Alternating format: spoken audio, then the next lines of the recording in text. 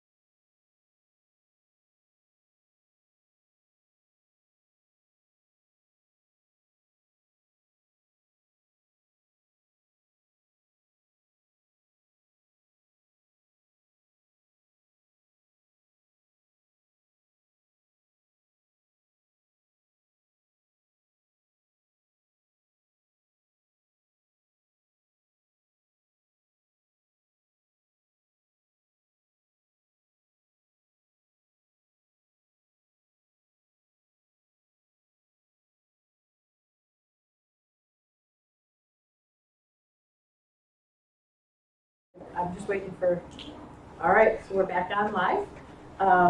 Moving out of our executive session, can we please stand for the pledge? I pledge allegiance to the flag of the United States of America and to the republic for which it stands, one nation, under God, indivisible, with liberty and justice for all.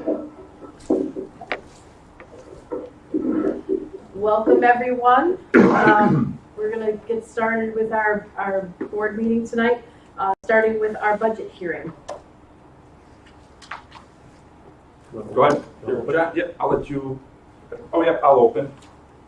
So welcome. Thank you, everyone, for attending tonight. Remote, I hope a lot of people are watching at home. And this is our budget hearing where we would like to hear feedback. So I would like to remind everyone that Mrs. Sadowski is live with her email. So if you have a question during this process, please email her. And at the end, we will answer that. I've already received some earlier during the week that we will be doing at the end. So on the second slide,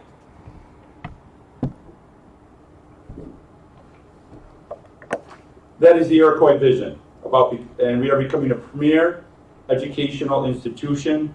And one of our main focuses in doing that is it's more than just a budget. It's how are we taking care of the children within the budget. And when we go to the next slide, that is our mission of being responsive. And I can really attest to the teachers and especially the students during this crisis with COVID. The response and the changing was incredible. Can you text Mary Jo, say we're in live session? So that change, it was amazing of what they did. Going on to the next slide are the considerations for the budget. Unwavering and committed to the interests of our students. Hey, it's working. Okay, thanks. And that's where we really have to stay, is committed to our students. The next one is good judgment in the resources in which we are entrusted. And we really have to listen to the public, the students, the teachers, and everyone in general of what it means with the resources and how we can move forward. The next one is we're committed to our business, committed to conduct our business in an open, objective, professional manner, which is why we're going to answer all the questions tonight and why we're broadcasting this live. And future focus, we just can't think of this year, next year. We have to look 4 or 5 years down the road of what we see coming. The next slide that talks about budget philosophy is the planning to protect the instructional programs against the state aid and tax levy fluctuations. So everyone's hearing the governor, what they're talking about, and I'm going to turn it over to our business official at this point. We'll actually switch seats so he's closer to the mic. And go ahead, pick up from there, John. Improvements? Right here, the Concerns. Concerns. So this year, of course, we now have the COVID-19 impact on state aid, and we're very mindful of that, of course, and watching the news, and we haven't heard a lot of news except that there's potentially cuts coming to state aid next year. What those cuts will look like, we really don't know, but we need to build a budget and plan our reserves and have things ready so that we can absorb and handle those changes if they occur next year. That's what the second bullet point talks about. Mid-year reductions is what the state has been talking about if they need to do those. We also watch the consumer price index, and that impacts what our tax levy can be adjusted for each year. And new state mandates come out that often involve more costs to the districts. We watch those. And we also watch state aid distribution and their philosophy of distributing state aid across the state and what areas the state aid is being targeted towards. And you know, a lot of districts are seeing that state aid is very flat. The Iroquois district has seen that for a number of years now, flat state aid. So it's not as new to us as it is some other people. Improvements in 1920. We completed the district-wide wiring project, which was funded by the Smart Schools Bond Act, and that will lead to us being able to upgrade our phone system to a voice over internet phone system, which will be coming hopefully this summer. The middle school, through using the repair reserve, we were able to replace the middle school floor, which had many issues with moisture damage and things like that, and also the bleachers, which were getting to be a safety concern with being able to pull them out and put them back in safely. So those have been, they look great now with new floor, new bleachers, and that gym is completely transformed now. And then the elementary guidance offices, we did add staff to support students at the elementary levels, and we added the facilities so they could do that job there. Program elements, again, many of these were covered in the previous presentations we did. Implemented one-on-one devices at the primary schools. We expanded the stream program at the middle school and high school. Continue multi-tiered system of support. Project-based learning initiatives. On the next slide, we have K-5, new K-5 science program. Focus on reading initiative. We continue to offer BOCE's occupational education programs to our students, and running records implementation. The new budget for the coming year, we will retain the staffing levels we have this year currently, and we'll offer all the same student support services that we've offered this year as well, and again, continue to support athletics, music, extracurricular funding, and we retain, of course, our school resource officer, which has been a great help for everyone. We look at the fiscal stress monitoring system. The district shows that we're in very good shape. We have a score of 0, and 0 is a very good score, meaning that we don't have stresses upon us through either financial issues or environmental issues, things going around us with property values or businesses around us, employment rates and things like that. So 0 is very good shape for the fiscal stress score. And when we did, on the next slide, we talk about our Moody's rating. When we did our bond refunding a month ago, part of that process of refunding an old bond is to have Moody's do an evaluation of our district financially and assign a rating to us, so that the people who are buying these bonds can feel good about what kind of risk that is tied to us. They retained our AA2 rating, which was really significant, I think, and very good. This year, when they actually have a conference call with me and they go through a lot of questions asking about our financial status, a lot of them are about COVID-19 and how are we going to handle this strain on our finances and how are we going to handle variations in state aid. And we have a plan and we have reserves, and they were very happy with how we plan to do that. So the AA2 rating reflects the district's moderate-sized tax base, above average wealth and income levels, favorable reserves, and long-term liabilities. So unlike the state controller who comes in and doesn't like reserves to be too high, Moody's really wants reserves to be high. They know that's a sign of stability in the future, and they know that we can handle things that may change in the future, whether it's COVID or whatever the next thing that comes up is. Having strong reserves is something they look for. So next slides, we'll talk about the 2021 revenues. The first and largest source of revenue is tax levy, and we are subject to the tax levy limit calculation, which was implemented maybe 6 years ago about. And our computed levy increase this year is going to be 2.08%, and that's the one we're going to go out to the public with the vote this year. If you look at the next slide with the tax levy increase history, 2.08 is really lower than we've seen in the last 3 years. 1 year was a 0.81, and that really had to do with, I think CPI was really low that year for whatever reason, so it impacted that year. It was kind of unique. So 2.08 is pretty well in line or below what we've seen in the last number of years. Estimated tax impact, we can just loosely look at and say that we expect taxes to be in the 2.08% increase level. We don't know until August when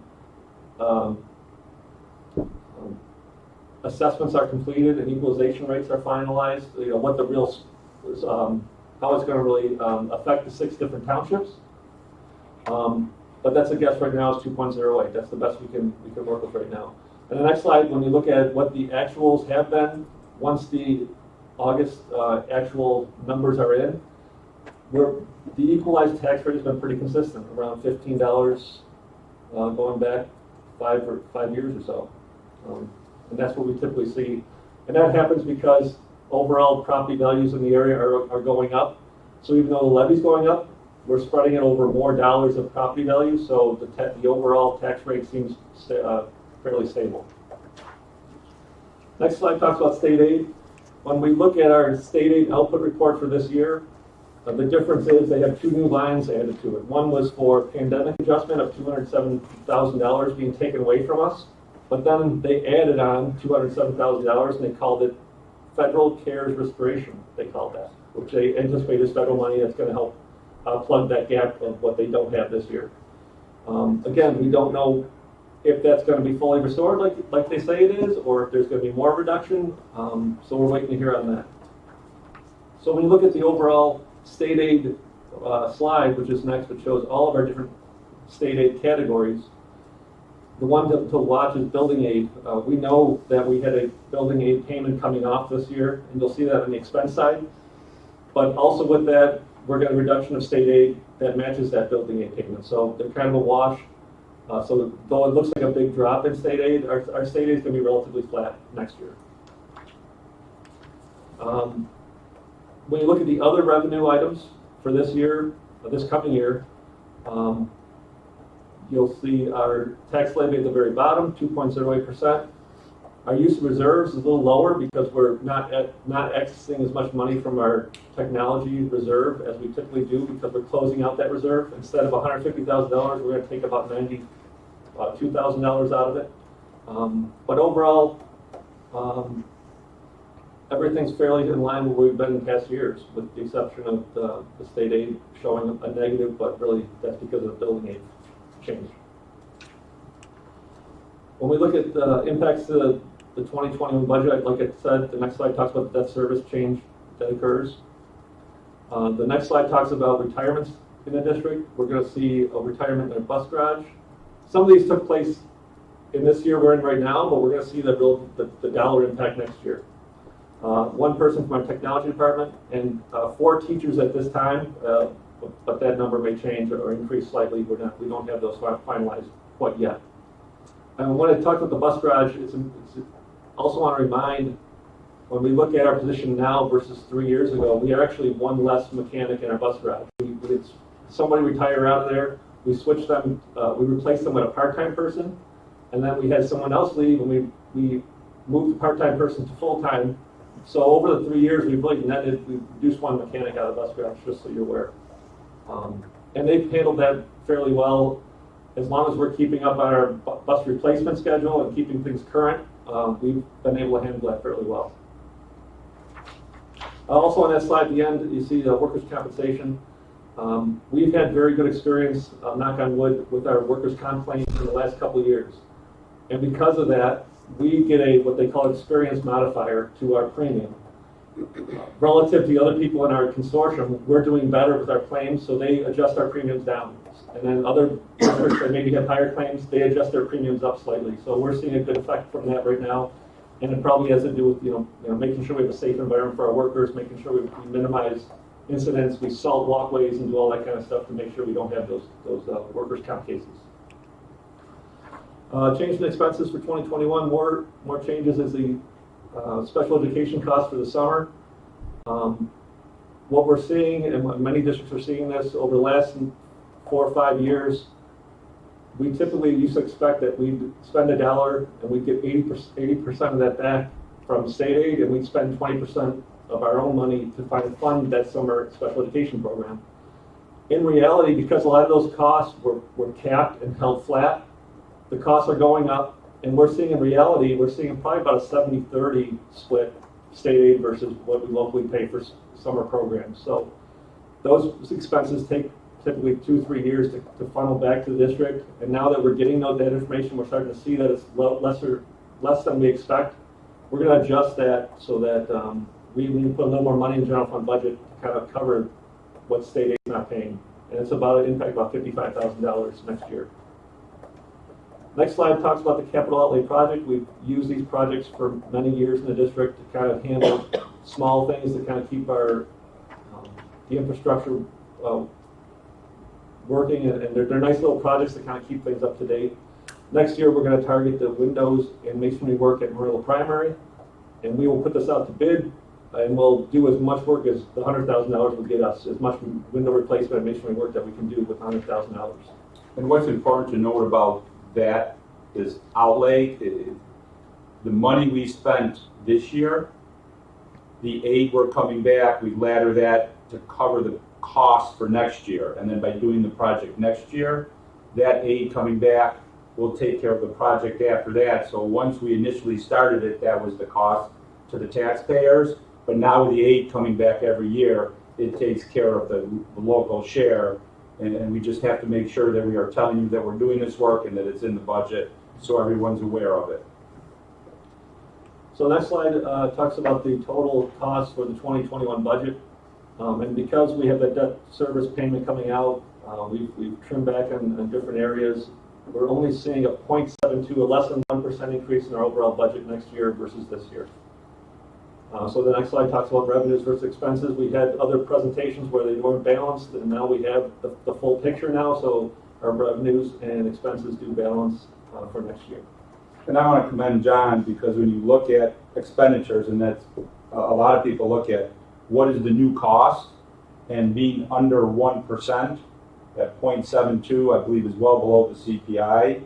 I know that looks a little different with the levy, and the reason I point that out is because that's on the revenue side, and a portion of revenue is coming back from the state and federal government, and with both of those acting in the manner that they are, that's why the levy, even though expenditures are only going up less than 1%, the levy has a different number with it.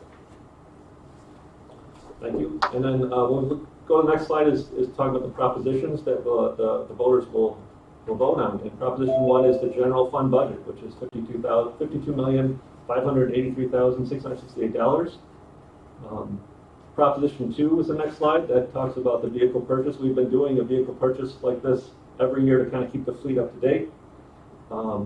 Same number, four full-size buses and one cutaway bus, which is a smaller conversion type bus. And that total cost is estimated at $538,000. We would pay for that with a bond issue, and there'd be no impact on the tax levy because we handle that bond issue separate, and it's takes care of those buses for this year. And we get transportation aid on those and that bus purchase as well. Third proposition is for the use of the technology reserve. And like I said, this reserve is coming to an end. We have now $91,000 roughly in it plus interest. And we will ask the voters to access that money to support the budget this year. That again has no impact on tax levy. It's purely accessing some money that's held in reserves to support the budget. So the difference this year, when we look at coming up, we have June 9th, we have the vote. And we will talk about the absentee ballots that will be used this year, which is the new thing. I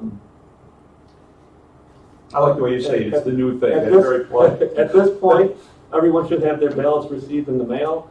If you did not receive a ballot in the mail, you can contact the district office, and I have that information on this slide. You can contact Cindy's email address, or you can call us directly, and we can help you get a ballot for this year's vote. And it's also on the district homepage. If you look at the district homepage, there's a link for ballots, how to drop them off and everything, and I'll go over all of that in a minute.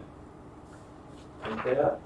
And then I'll also, sorry. John, before we move on to that, I did have a question on the estimated revenue for 2021. The state formula, we're showing a decrease of $45,170.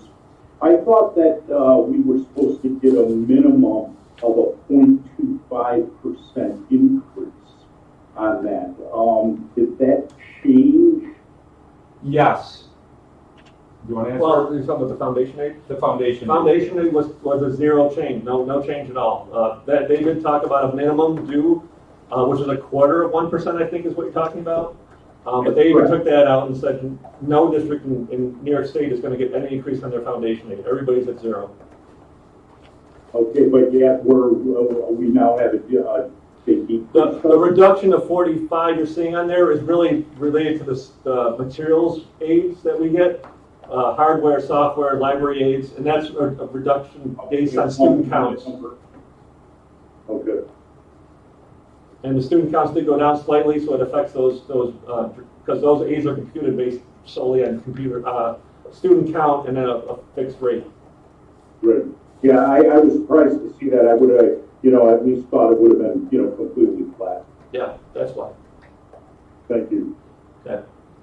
In addition to the voting being done by mail, we are also going to offer a drop box at the district, and we have a map there. If you come to our main entrance at the light and go under the white pedestrian bridge, there'll be a yellow ticket booth which has a mail slot inside of it. So if you're coming in last minute, you don't think you'll get here in time, you can always drop the ballot off at the district office.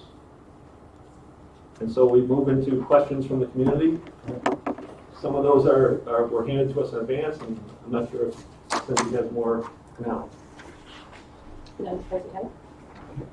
Thank you, John. So to get started, there have been, one of the questions that's been going on and is out there has to do with the ballot envelopes and directions for completion. Why one envelope is one of the questions. And so I brought some samples here. I can go over that. And very quickly, very transparently, the letter you mail back in, there is a little box here. I would say ignore this box. What happened? This was a mistake. We usually proof things multiple times, but in time's sake, from when the governor said it, we did skip one proof.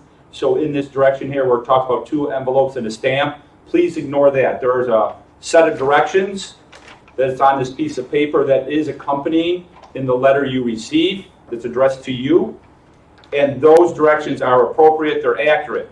And I'm going to go over exactly what they say here and demonstrate that here in a second. And the postage is on this envelope. So therefore, just ignoring this box will do you justice, and pay attention to this. So, returning first, when you receive the envelope, it'll be addressed to you. You open it up, and when you pull out of it, you should have in there the ballot, the return envelope, and the directions. So with the ballot, what you would do is you would fill it out. Please be aware there's 2 sides. So there's 3 propositions. You make your selection, turn over the back, make your selection, fold it, and put it in the return envelope. Here, once it's in the return envelope, you need to sign it. This is a requirement by the state. You need to sign it at this point. Lick it, seal it, however you like to do that, tape. And here is where you put in the return address. The reason we need this on here too, it's another requirement by the state. So therefore we can check off to see what addresses they're coming in from. So therefore we're ensured that someone is not voting twice. Put it in the mail, the postage is already done. Or you could use the drop-off. I'll go over both of those in a second. And the question is, well, why not a second envelope? So if you were, this year you just mail this, but if in previous years you put it in a second envelope, addressed it and put your stamp here and sent it to the school, when it's arrived at the school, the very first thing we do is open it and take this out. This is then taken and put in a lockbox.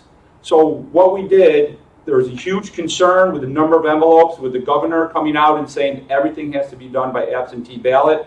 And our printer said we're very concerned on the number of envelopes. We made the decision consciously to have 1 envelope that we would know there would be the quantity that we could get. Unfortunately, I feel bad for some of our other districts in different parts. They do not have enough envelopes, and their ballots, I don't know if they've been sent out yet or what they're doing. Very thankfully, ours were sent out. And so you will send this back in this way to us. And the second envelope, again, once it's received here, we open it and take this out anyways.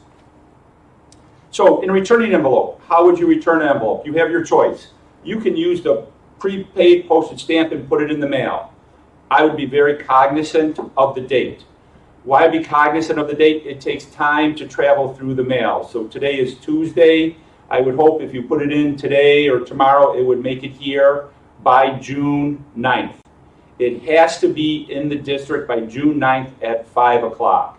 If we do not have it here at the district, it does not matter when it's post-stamped. It needs to be at the district in our hands by June 9th at 5 o'clock. Which is why, and you can, on our website, there's a link to it. Come to the main campus. There's a yellow building. Come under the bridge. There's only 1 white bridge. There's only 1 white yellow building. There's signs. Move over. There's signs for it. And put it in Stand up. Oh, stand up? Stand up. You can see that. So see it better. Okay, is that good? Can you see it? No, that's a different bike. What you're seeing there is the board. Got it. So are you okay to see me down here? Okay, sorry, just checking, making sure everyone can see this okay. Thank you for that pause in our editing. We're still learning this remote board meeting. So with this envelope, you can put it into that yellow building. It's under a camera. It's watched 24/7. We're recording everything that is going on at that. So what happens next? It's been secure up to here. It's at the building. It's secure in the yellow building. It's under a camera. We empty that out. We bring your envelope inside. The district clerk, who's been doing this for 14 years, and I guarantee you her primary mission is the integrity of the vote, security, privacy, #1 on her list for any vote. This envelope is then taken and put into a lockbox, and it's locked up, and it stays there until June 9th at 5 o'clock. Other envelopes will be deposited in there with it, all securely locked at all times. June 9th at 5 o'clock, the envelopes entirety, all of them, still sealed in this envelope, will be taken down to the tabulation room. In there, we have our multiple inspectors who will be doing it. So what happens in there? The first inspector, I'm going to kind of do a little sliding thing here. The first inspector will open it, pull out your ballot, and hand it to the second inspector. The second inspector will unfold it and hand it to a third inspector. The third inspector will then collect them in groups of 25 and read your vote to 2 other inspectors who will record it. They will record it in groups of 25. They will double check their counts with each other, verify it. If it's off, they will redo that group of 25. Once they have verified it's correct, they will take their tabulations over to the district clerk, who will sign off on that group and check it to make sure that that is still good. With this separation of 3 people, we strongly feel that the integrity of privacy of voting will be upheld, because the first person will not see. They'll still be voted. They'll still be folded. Gone to the second person, who will not see the envelope, putting distance between them. It will go to the third, who then opens it in a group of 25. And then finally verified by the district clerk. How do you know this is what's happening? What we are going to do is we are going to record, video record for posterity, this whole process. It will be there so that if anyone ever questions it, wants to see how it's done, to see the separation, make sure things were read, by all means, please come and watch the video. I don't know how long it'll be, because depending on the number of ballots, it could be 1 hour, it could be 5 hours long, because we are going to work through the night tabulating the count.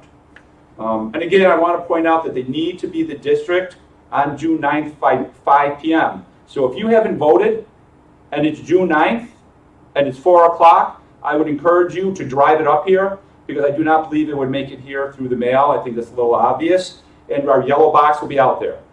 At the post office, it closes at 4:30. We are going to have our courier at the post office about 4:15 to get any last minute things. He's going to stay right there until the post office closes and bring all of those last second ones that the post office can process to us at the very last second. He'll leave there at 4:30. He will be here plenty of time before 5 o'clock. They'll be secured. It's the process we're doing now with the mail, so that's staying the same. Again, what if we use 2 envelopes? When they showed up, the first envelope would be open, thrown out.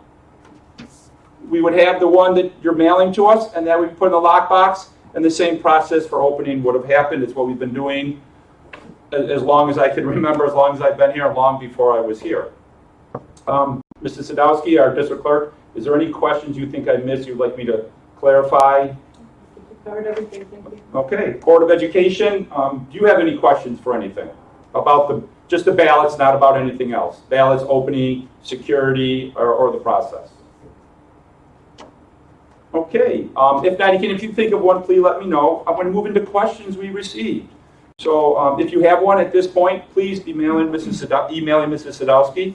And so the first question, these aren't in order. The first question I want to cover is, what is a cutaway bus? In Proposition 2, it talks about a cutaway bus. Those are the smaller buses. So a large bus holds 66 people. The cutaway buses hold approximately 20. So we use these more cost effective for different routes when we don't have as many people on, smaller groups. The second letter that came in, I'm going to read it. It's a little longer. I am looking at the newsletter, frustrated and disbelief that you and the Board of Education have the unmitigated gall to propose a tax increase. A lot of people will not have jobs to go back to, or they will not qualify for insurance. Homes are going on the market because not being able to pay the mortgage. You haven't had students in class in 2 months and will be shut down for the rest of this semester. You should be cutting taxes, no teachers teaching, no sports, no transportation, no extracurricular activities, etc.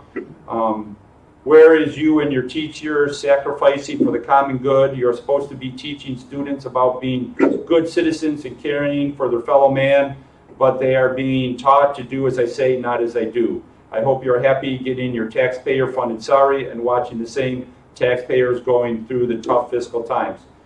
Thank you very much for sending your comment. The one thing I do definitely want to point out in this letter is it says where no teachers are teaching.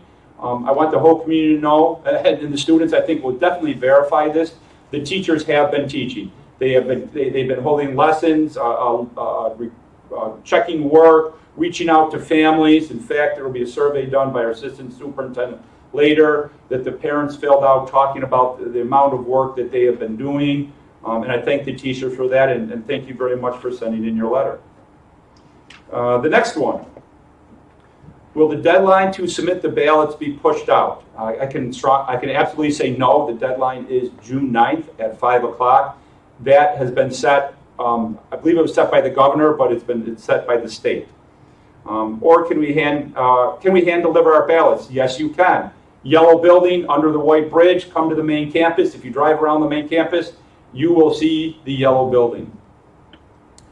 Given that all the mail has been delayed, and they're concerned for all this about the mail being delayed for COVID, the delay will result in people not having the opportunity to get the mail in on time, and that's why we did set up the yellow building.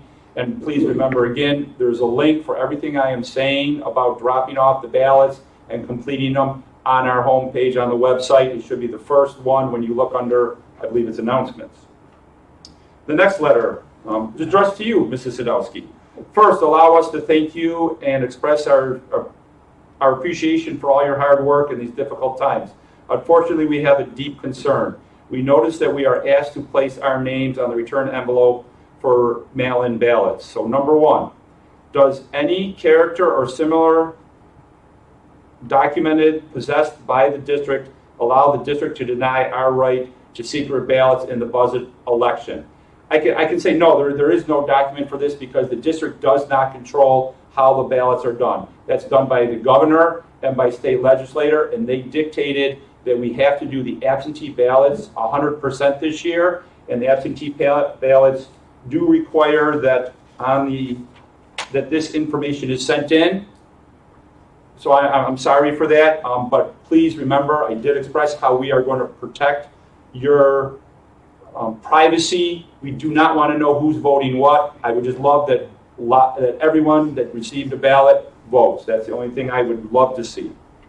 Number two, who's the... Don? Yes, yes. Sorry, I just... Hi. Hi. Just to clarify, there is no chance that the return address and the ballot will be viewed together, right? It is going, one person opens the envelope, gets rid of the envelope with the address, and hands the ballot without looking Correct. at the results, folded and unreadable. Absolutely correct. When they pull it out, they are just going to slice the envelope open and hand it to the next person. And you know, we'll probably have 1,000 or more of these, so that they're not going to be sitting there opening and looking at it. It'll be a process, a very mechanicalized organization that we are going to videotape. They will not be looking at. The second person will just be unfolding them. They really shouldn't even be looking at them, just unfolding them and handing them to the third person. We did put that second person in there to try to have the greater separation. So great question, thank you. Okay, I have one more. Sorry. Yes, and then Jane has one. Okay, and you were saying there's a yellow building that they put the ballot in, or is it a yellow box that is locked? It's actually, I would equate it to a tiny house. It's actually almost looks like an outhouse. It's about that size. It's a ticket So booth. it's actually the ticket booth that we use for the football game. And, Oh, okay. and so when you come under the bridge, you will see it sitting there, and there's a mail slot with a locked door. All the windows on it are boarded up, so from the inside, so no one can get into it. It's checked twice daily, and they're continually emptied and brought in securely and locked when they're brought inside. And it's under a camera too. I used it today, and it's very well marked and, very, evident what it is you need to do. Great, thank you.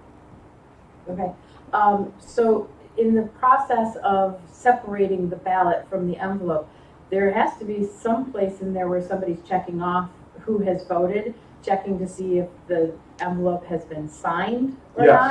not. Yeah. How are we ensuring that that is happening without knowing it's in a group of 25?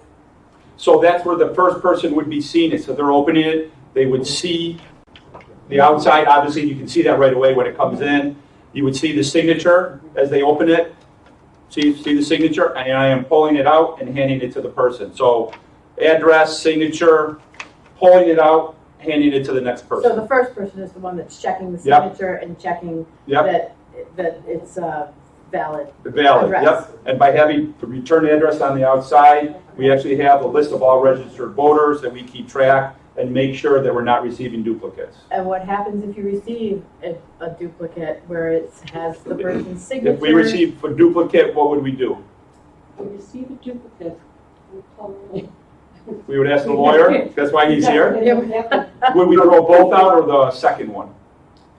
I believe you'd set both aside, We would set both aside. right? But how would you know that? Like, if you're doing them in groups of 25, Because we're doing these as they come outside address, we see who's coming in.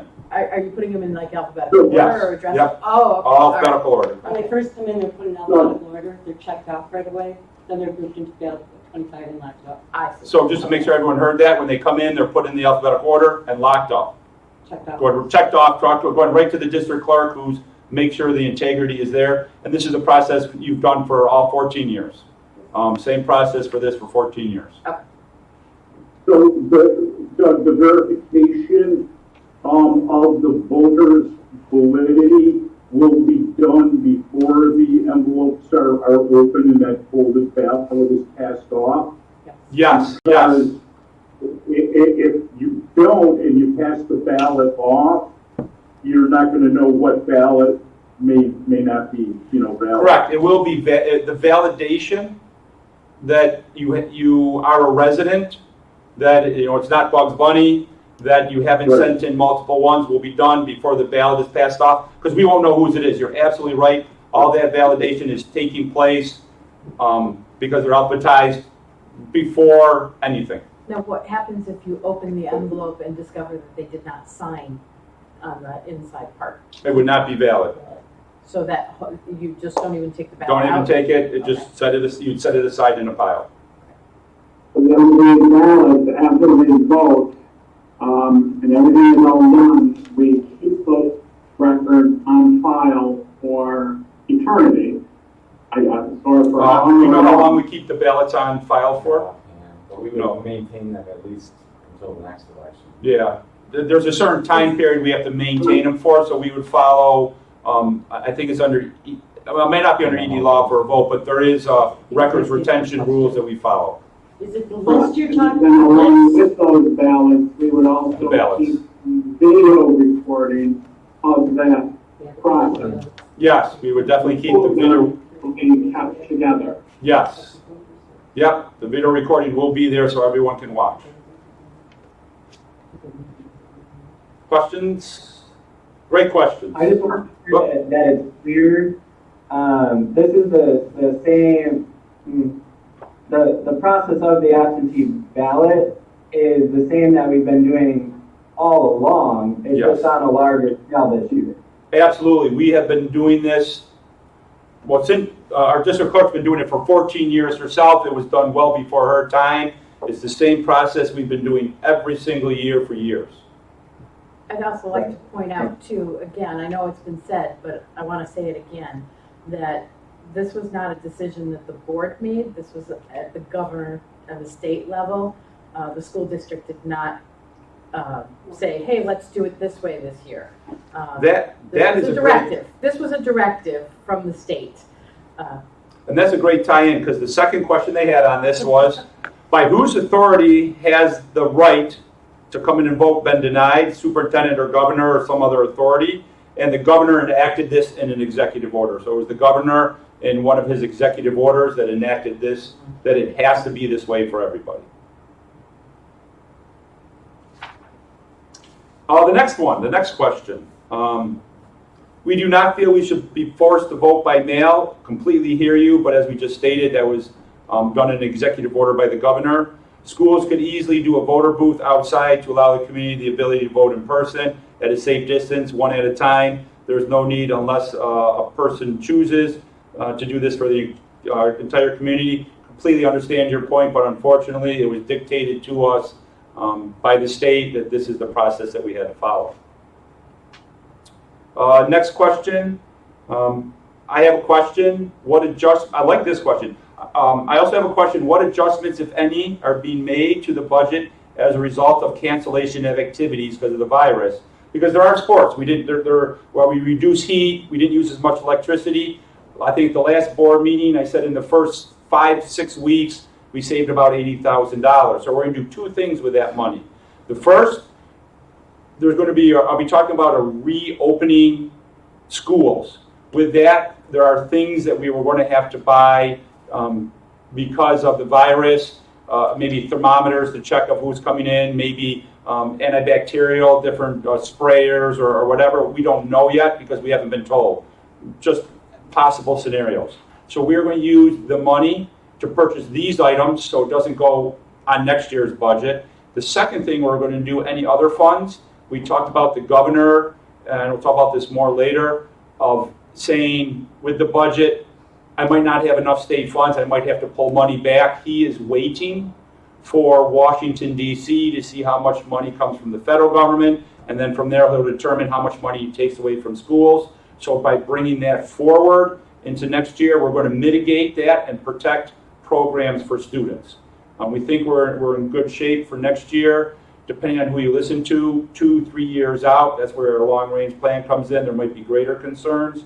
But for next year, bringing that money forward, so it will be used because we did not want to raise taxes. We never want to raise taxes. But with the state and federal governments not aiding us at the levels with CPI, they don't even aid us at that level, we do have to go up somewhat. So we will be looking at the budget throughout the entire year next year because there are 3 or 4 look backs that the governor will look at as far as the income that's coming in. So we may have to make budget adjustments even throughout the year based on state aid. Absolutely correctly. And that's where we're going to start off very conservatively. There's 4 look backs. The first one is already passed. He said the revenues didn't come in where they projected them, but he is holding off on making any adjustments see what happens with the federal government. But so we have 3 more coming up, and I believe the last one will be in December, if I remember correctly. That's it for questions that I have now. It's a 4-part. 4-part question. Just seen it now, so we'll see how I do. In the budget newsletter and this presentation, it shows a district projecting a 3% increase in Erie County sales tax revenue from 2.55 million to 2.63 million. Is this 3% increase realistic considering the decline in the consumer activity in Erie County? Should we be projecting a decrease rather than an increase? Great question and great catch on that. What's that? He's asking due to COVID-19. Due to COVID-19. Great question. And why we really feel that will work, we're looking at how fast we're coming out of this, where the economy would get going. The other piece is we're always looking at our projections and modifying them. This year, we are on budget. We were doing very well. I think we were about 2.8 million for sales tax. So typically, we would have thought of going up higher for the sales tax, but this year we did not go up high. Based on those numbers, we kept it down to the 2.63. because we feel throughout the year there will be the chance, or I shouldn't say the chance, we really predict and believe that there will be a change in the economy as we reopen. You can see that starting already. You go to Lowe's, Home Depot, they're packed. And throughout the year, that'll change. Could this change throughout the year? Absolutely. So we will be keeping our eye on this. Phenomenal question. Number 2, what impact does the district project COVID to have on expenses for the 2021 year? For example, increased cleaning costs, increased transportation costs because we need to reduce density on school buses in the district. Is the district budgeting for this potential increase? Some of these, yes, we are looking at, and other ones, no.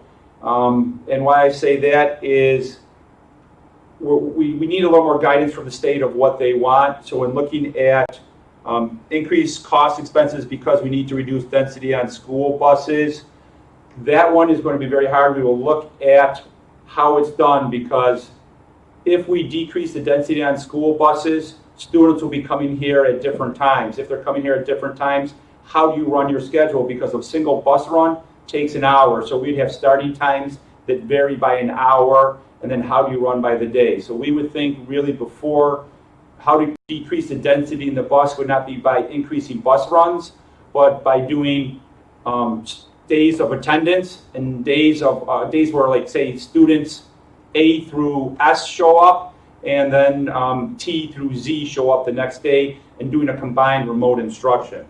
The other things in terms of cleaning costs, we have our crews, they have their routines, and we actually already have how we can modify those routines. And the cleaning chemicals we have already are chemicals that will take care of the COVID-19, and we're looking to do purchases with the money we didn't expend this year for any misters or any other types of cleaning equipment we don't have now. So that would not impact next year. We're going to use money from this year to purchase that. So increased cleaning costs, increased transportation. So we believe all those are taken care of. Any questions from the board on that question? Number 3, the district is projecting a reduction on reserve use. Is that realistic given the uncertainty around COVID expenses? I think the best word is in there is projecting, because with the COVID, this is our long-range plan and we're projecting it. One piece is the technology reserve. The amount we're taking out of it is 100% of what's left. There will be no other money in it, so therefore there's no more we can take out of that reserve. And anytime throughout the year, we can go to the board for certain reserves and pull more money. And actually, I'll be talking in a little bit of where the state government is talking about loosening restrictions on some reserves, so we could pull from those. And that might get to a point where we do need to do that throughout the year, because when you vote for the amount we can expend. We set the levy, that's how much money we're going to bring in, and if there's a shortfall, that could be definitely a spot we go to. As Mr. Lowry said, we're going to have to be watching this and what the state does throughout the year, and these adjustments will need to be made, and that could be an area we go to. How did the 1920 expenses increase or decrease due to COVID? I don't have the number to date, but the last board meeting, which I think was 2 weeks ago, for that first 5 to 6 weeks, we saved $80,000. Again, we're going to look at that whole time period, but the money always stays with the district. Nobody gets a bonus. We're going to use that money to mitigate state impacts of reduction of aid next year, and also the equipment and supplies we need to deal with COVID for the following year. And that was the 4th question, and thank you very much, sir, for sending that in. Here's the second part to that one. You're find a comparison. Let's see, how did the 1920 expenses increase or decrease due to COVID? Presumably transportation went down, yes.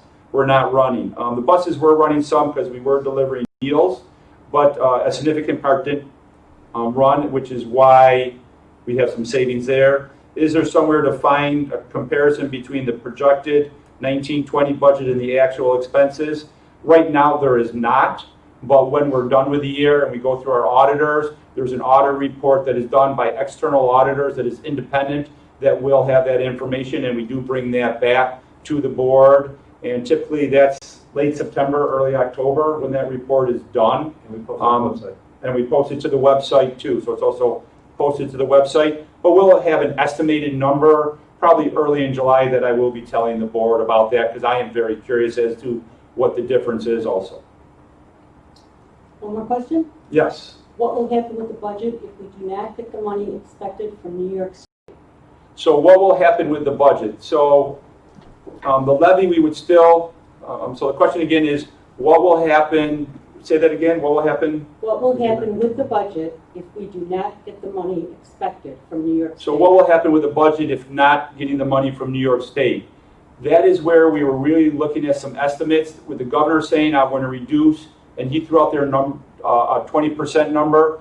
We very quickly took that, multiply our state aid, and came up with about $1.9 million. Every year we look to put money into a reserve so we can cover part of that with that money. The other piece we can look at would be the money we're carrying over from this year. It definitely won't be close to the amount the governor is talking about with state aid, but there will be help there. We're also looking at reserves, that we could pull more money out of certain reserves. We were looking at health insurance earlier today because we do have a reserve for there in case there's catastrophic claims. So we'll be looking at that piece too, of all these different areas to mitigate expenses. Plus, we're going to come into the year very conservatively and really watch where we're spending our money. We always do that here at Iroquois anyways, but we'll be doing that even more so and making sure that we're buying only what we need and not anything that we would like. In fact, I'll be talking probably at the next meeting or the meeting after about different conferences that we typically go to and not going to those because we don't know what's happening. Questions, concerns, board, anything additional? I'm just gonna ask this so it's clear, because not only could the state not deliver the amount of aid that they've said, but there's $207,000 that has been attributed to the federal government CARES Act, and we haven't, that's not a definite, right? Or is that, has that passed? That has passed through the federal government. That was in the first, and if anyone remembers the exact number, but I believe it was a $2 trillion bill that went through the federal government. So that money should be coming to us through the state. They're still determining how it flows through. Okay.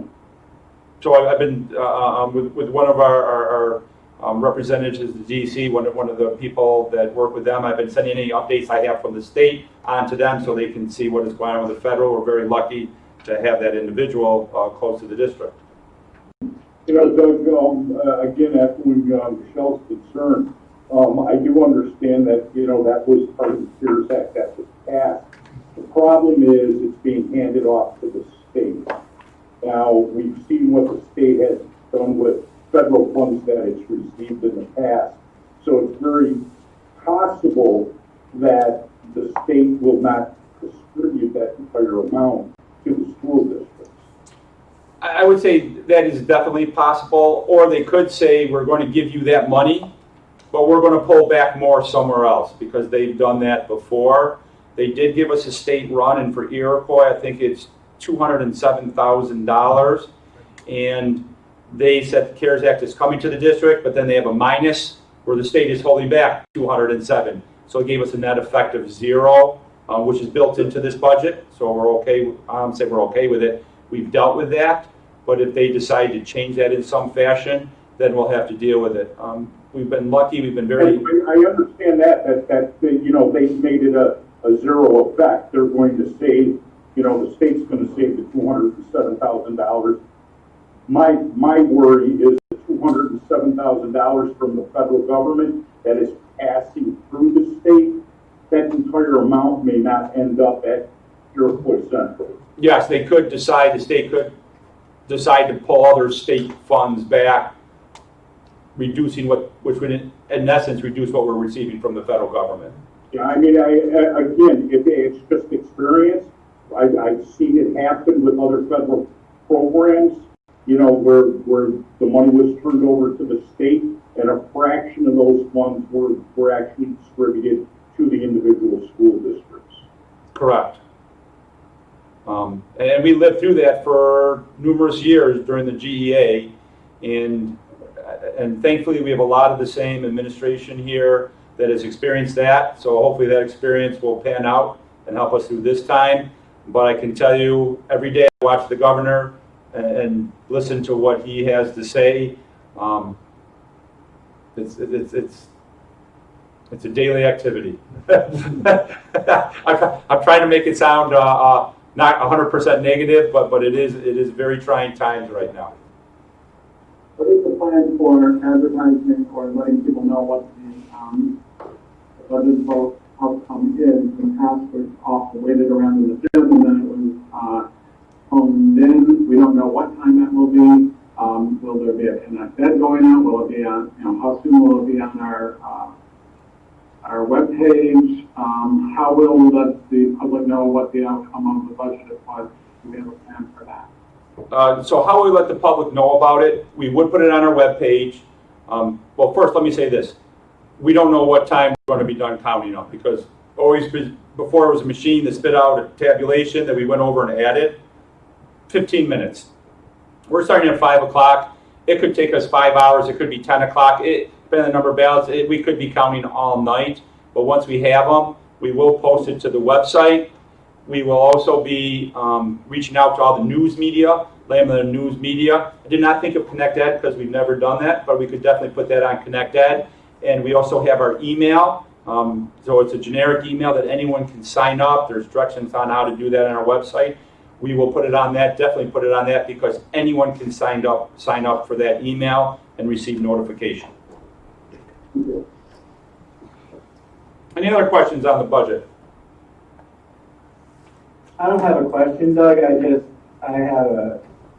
just wanted to say something. I know I've been saying it at our past couple of meetings, but obviously with that question, I just want to repeat it again.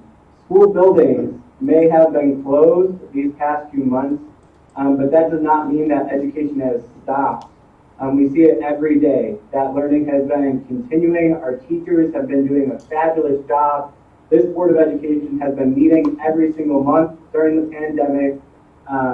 Iroquois, although the buildings have been closed, our education has not stopped of our students. And I thank the people that tuned in to this hearing today to be informed. I thank the people that read the newsletter, get informed that way, and then email their questions.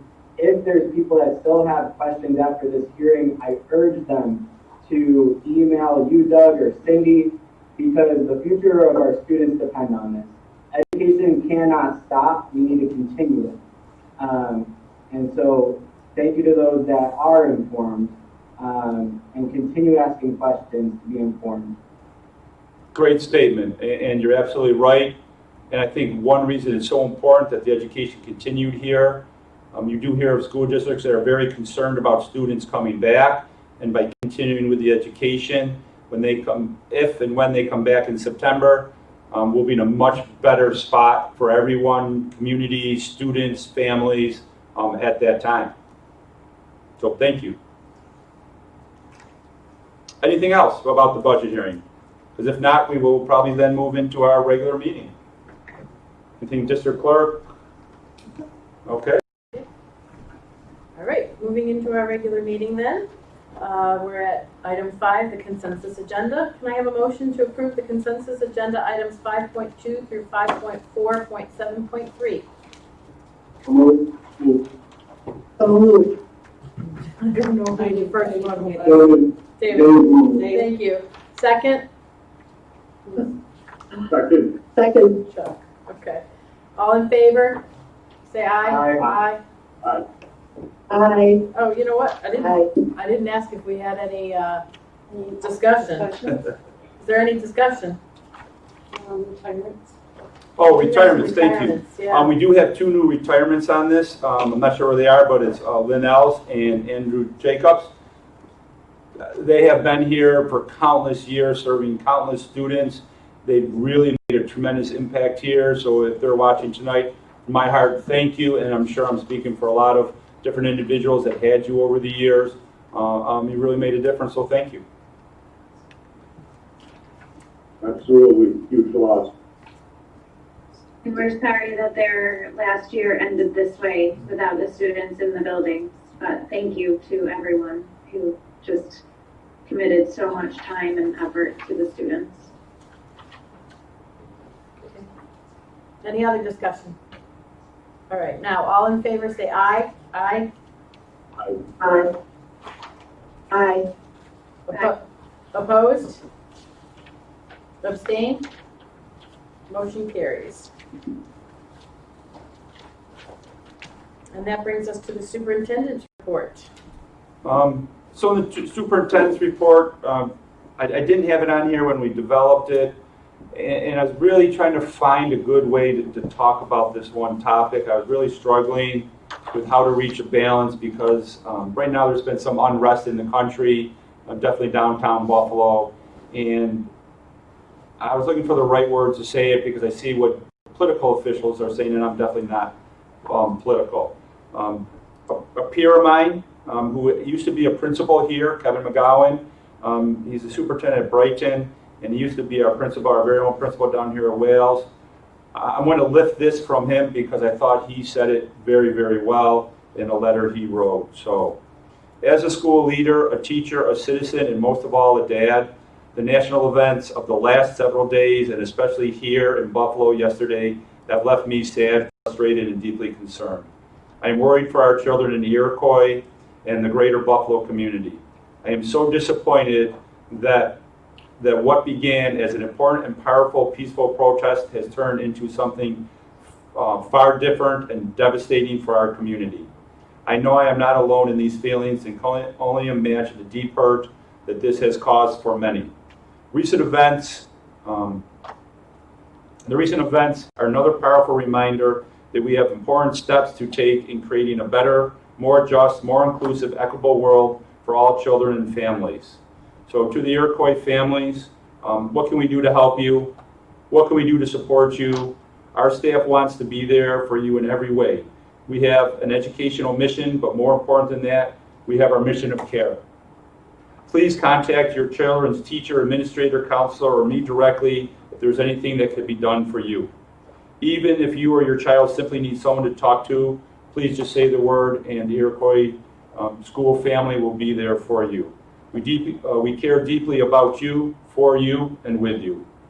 So thank you for giving me a moment to read that comment. State aid. I had state aid on here on my, sorry, just give me a pause. State aid, we had that here on our next one, and with the state aid, I think we've covered that. So unless there's any other questions, the concerns, we have some great questions on that. I'm just going to move on to the budget vote. Next item on the agenda, I just want to put here, we've said it multiple times for the budget vote, your ballot has to be here by June 9th at 5 o'clock. I would love to have the 13,000 ballots that we sent out returned. Be more than happy to watch the inspectors count all night and count them. I think that'd be great. We do have a drop-off here, so please use that, or if you feel comfortable, return it by mail. Remember to sign the envelope and have your address on the outside.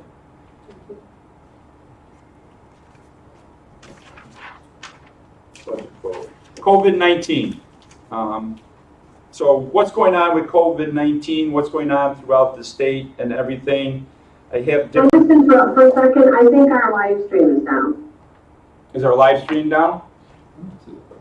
I got it. Okay. Oh, mine says it's down. It says it's offline. Okay. I have one person up, one person down. It says live stream is offline now. No, thanks, good. We have other people, and we actually do, believe it or not, technology is set up. I see our recorder right now texting a few people. He's in constant contact with people that we have out testing it. So he will let us know if we go down, because then we'll pause and wait. But he's nodding that we're good, so we will keep going.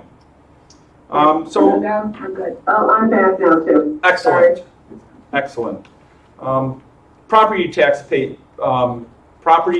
payments. And what I mean by property tax payments is with COVID-19 and the governor has done a lot of things worrying about people to be able to pay expenses.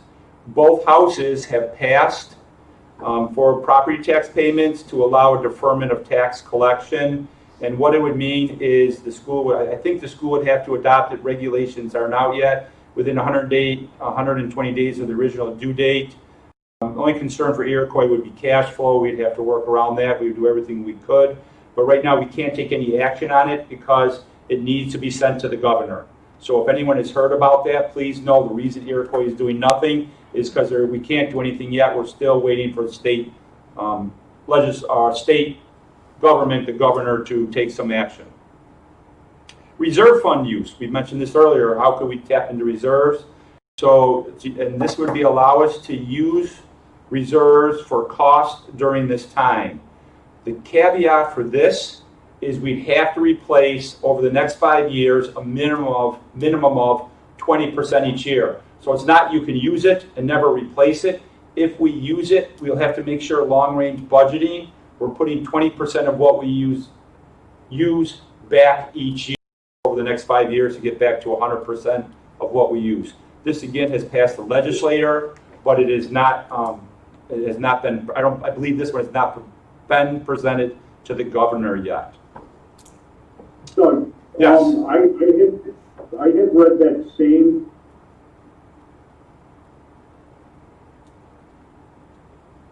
I lost you. Yeah, we are. Okay.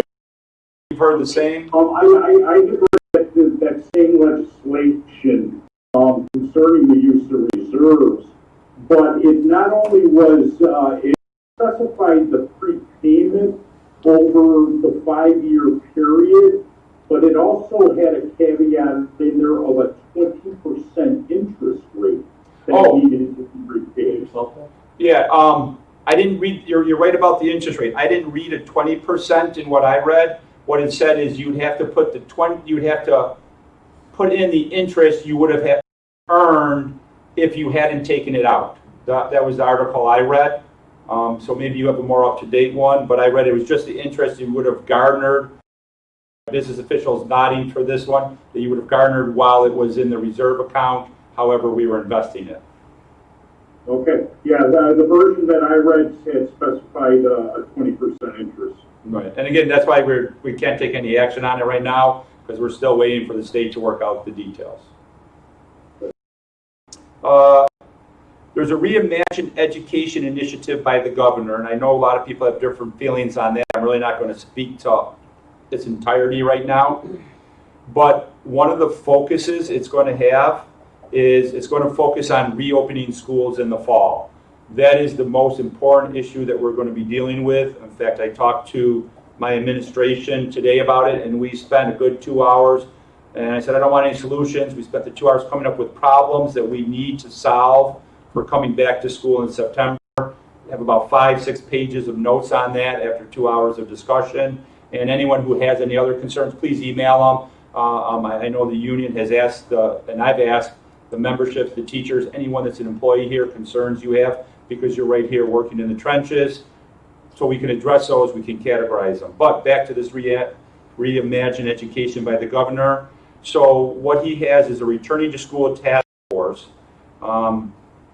The Deputy Commissioner Wilkins provided an update on the status of the task force, which will be delivering a framework. So we really got to wait for that framework from the state because it'll dictate to us what we have to do on how to safely and effectively reopen schools. They'll have 4 regional meetings will be scheduled. I am assuming they will be remote. I don't know anything more about them except there's going to be 4 regional meetings scheduled.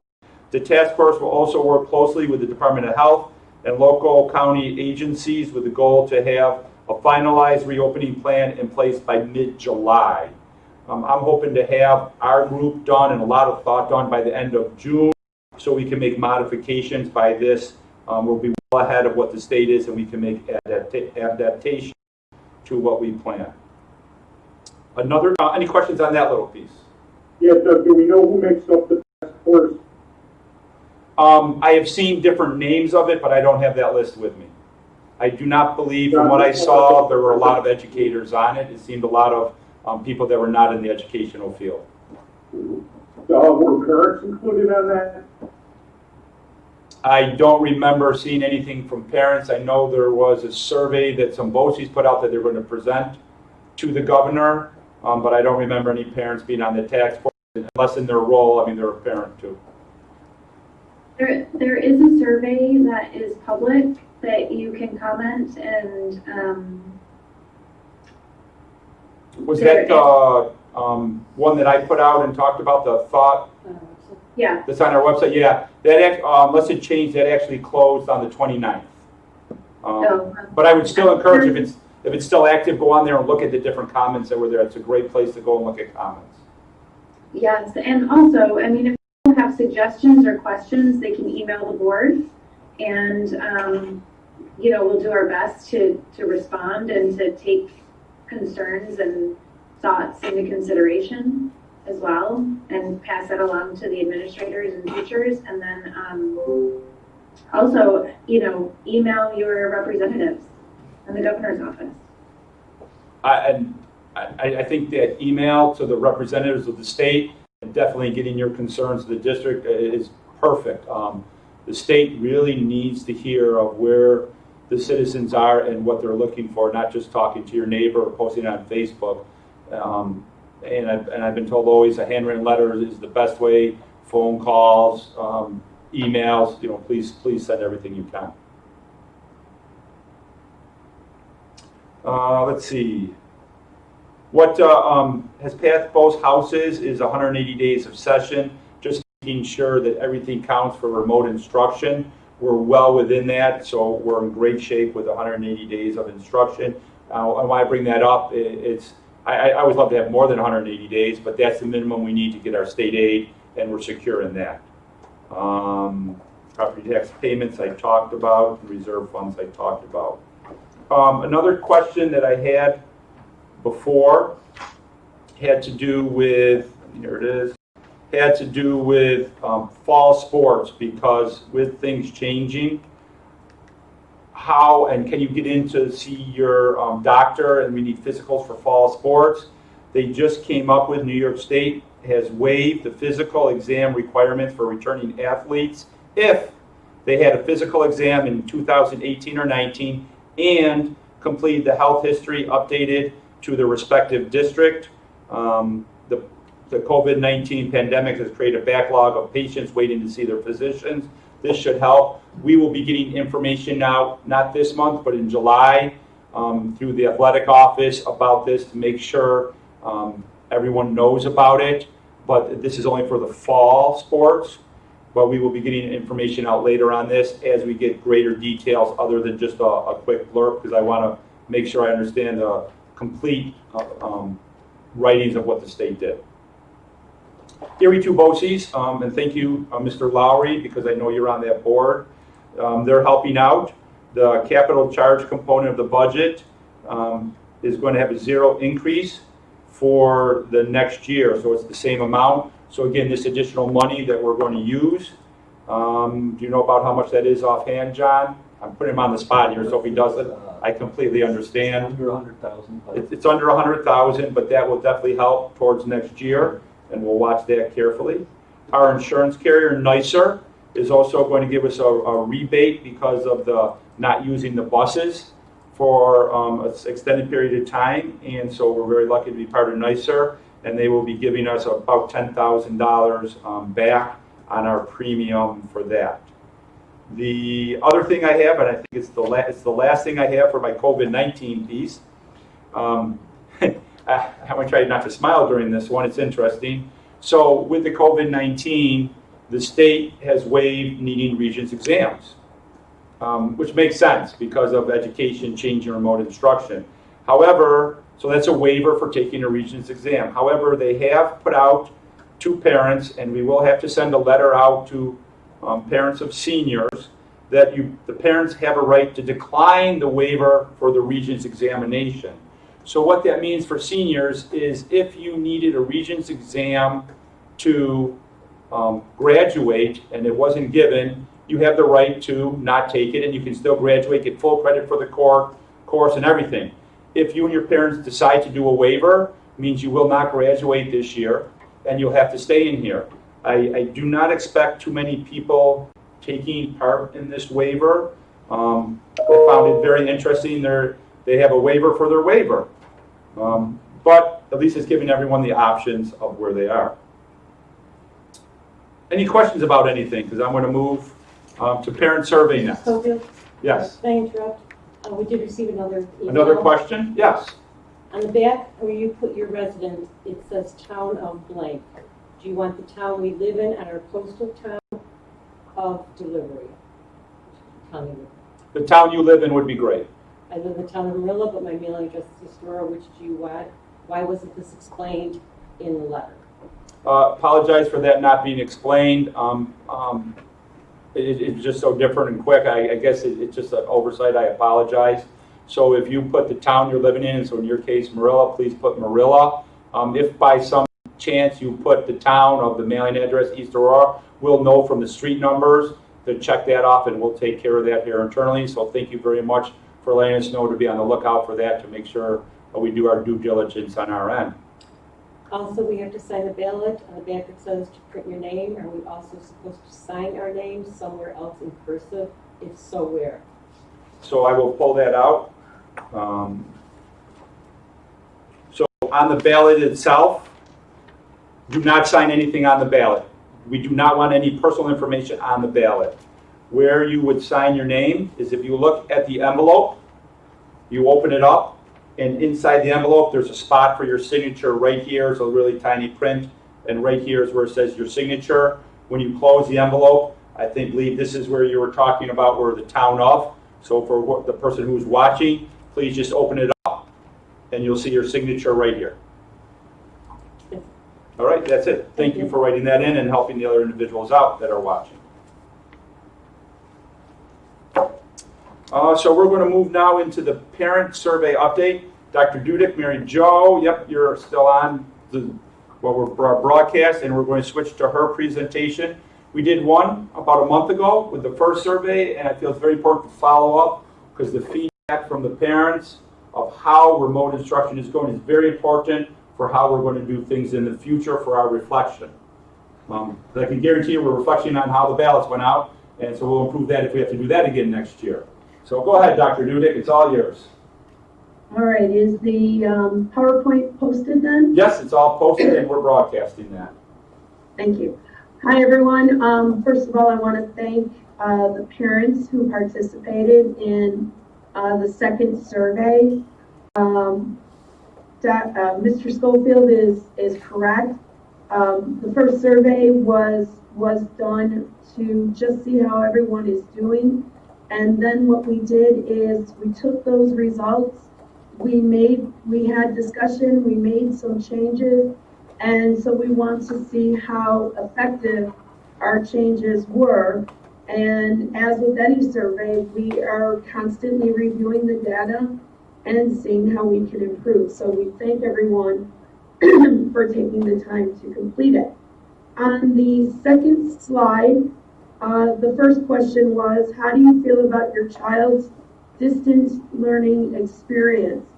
And what we found was that 74% of the respondents are still considering that the distance learning experience is pretty good from 7 and up. We did see a slight shift, and I'm going to speak to that more in a later slide, but we did see a slight shift downward, and part of the reason we believe, based on parent response, was that there are numerous platforms and numerous locations to go to. So I'll speak to that a little bit in a later slide. On the next slide, slide 3, how would you rate the overall amount of work your child is being asked to do? Again, we stayed pretty consistent with the last survey, with 81% saying either managing the task comfortably or being a little slightly overwhelmed but still able to complete the tasks. What we did notice was a slight increase in being slightly underwhelmed, where work gets done and my child has time to spare. In the next slide, slide 4, How would you rate the effectiveness of the technology used for remote learning? This is the slide that I wanted to spend a little bit of time on. 78% of the respondents gave it a 7 or better. We did realize through parent comment that that there's a concern out there that there are multiple platforms being used. Some parents and children were being asked to use Zoom, others were being asked to use Teams. Some people were getting their work via Outlook, and others were using another modality.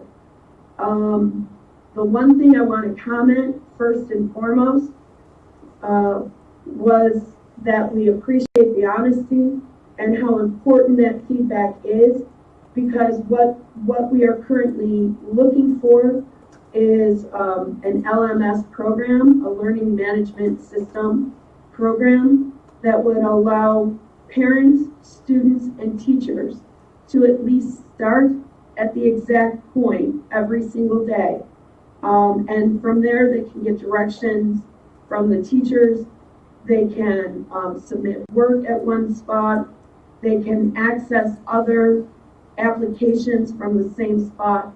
And so we've been really spending a lot of time researching the LMS.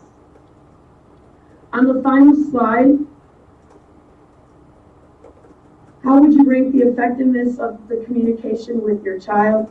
This, again, is consistent with the survey questions from the last one. 81% of the respondents responded positively, and we're really quite happy that the majority of the respondents responded at a level 10. I want to commend the teachers and the students. Last week, I spent a day with our 5th level world language students and teachers as they completed their Seal of Biliteracy presentations. And we did this via Teams. The students had their PowerPoints. They had presented previously in either Spanish or French, but then they had to also present in English, and not only present but go through a question and answer period. And we had 20 students do their presentations, and they were phenomenal. And each year they get better and better. So I want to thank, again, the teachers and students for all of their hard work. Do we have any questions?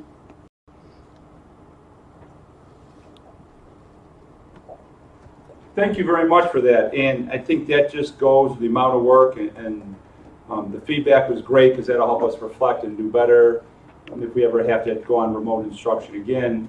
But that Seal of Biliteracy is so important because they did not stop in March. The teachers kept working, the students kept working. They did a report, they changed in how they delivered their work, and that is really true learning in a 21st century environment.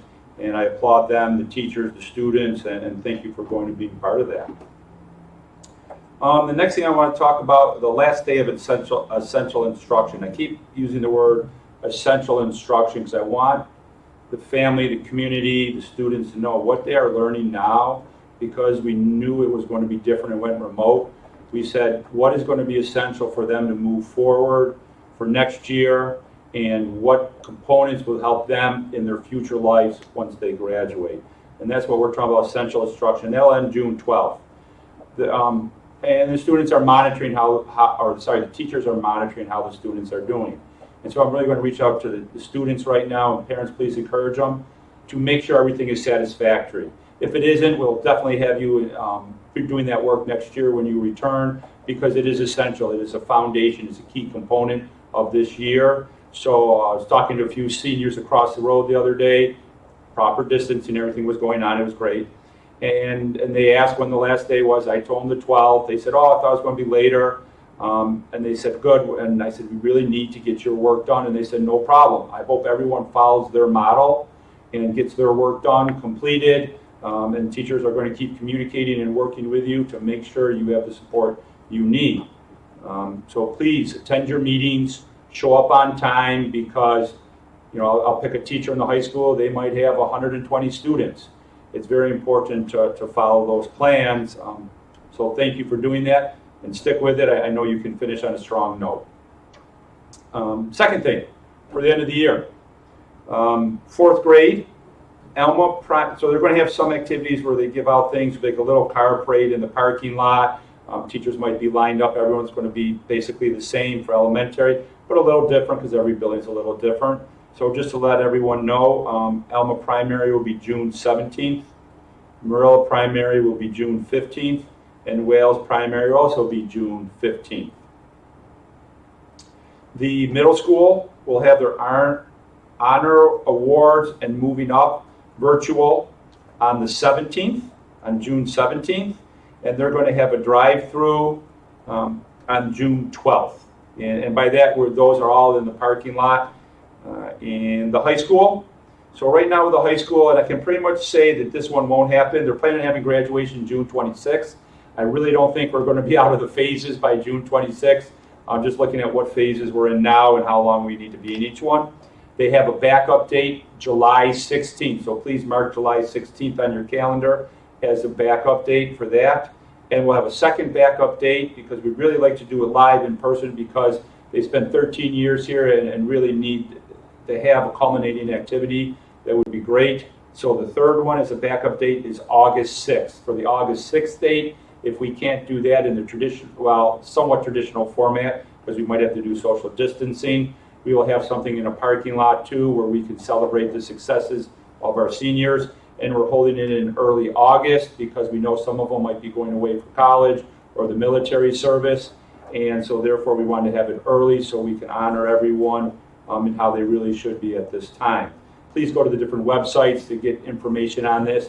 And I know the principals are reaching out and providing this information to the families of the 4th graders, 8th graders, and seniors. Any questions with that? I don't have any questions. I just had a comment, Doug.